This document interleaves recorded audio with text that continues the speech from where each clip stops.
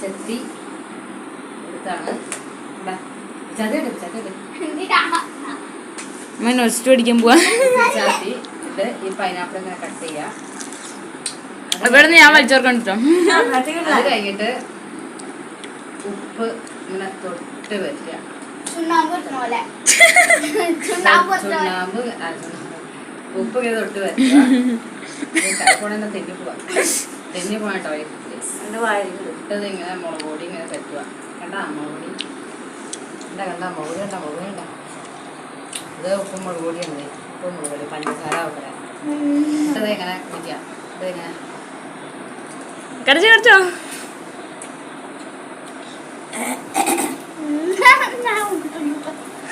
അമ്മ അടിക്ക്. ഞാൻ കടിക്കട്ടാ. എനിക്ക് വേണം.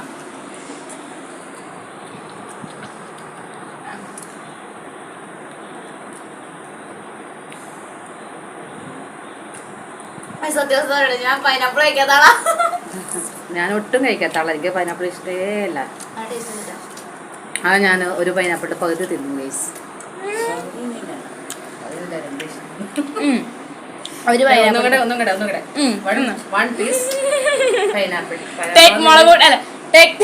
മുളക് പൗഡർ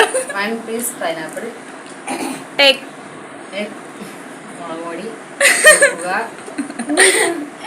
ഇത് മറ്റേ ആ സിനിമയൊക്കകത്ത് പറഞ്ഞവര് ഇത് മറ്റേ ആ സിനിമയൊക്കകത്ത് പറഞ്ഞവര് പിന്നെ ഇതിപ്പോ അതിനകത്ത് പഞ്ചസാരയോട് ഇട്ടാണ് നടക്കാൻ പറ്റുള്ളത്. ഇത് ഞാനും കൊണ്ടുപോണേ.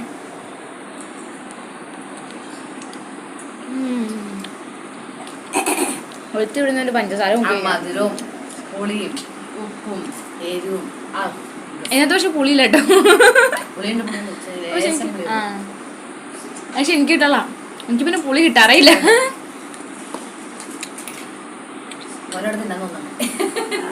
ആ പറഞ്ഞോളൂ.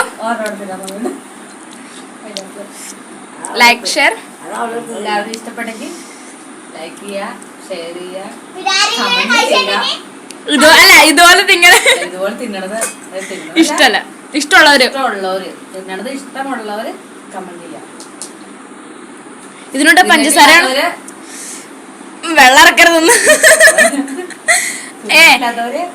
പൈനാപ്പിളിന്റെ കൂടെ പഞ്ചസാരയാണോ ഉപ്പും മുളകുപൊടിയാണോ കോമ്പിനേഷൻ ഒന്നും കൂടി ഇഷ്ടമുള്ളത് ഏതാന്നും കൂടി?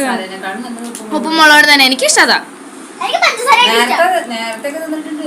ഇപ്പോഴാ തിന്നാത്ത നേരത്തേക്ക് ഇഷ്ടംപോലെ ഒരു പൈനാപ്പിളൊക്കെ അപ്പൊ ശരി. മാങ്ങ, ജാതിക്കായ, പിന്നെ പേരക്ക, വെള്ളിരിക്ക, മറ്റേ മുള്ളം വെള്ളിരി, കുക്കുമ്പർ അങ്ങനെയാണ് പറയുന്നത്.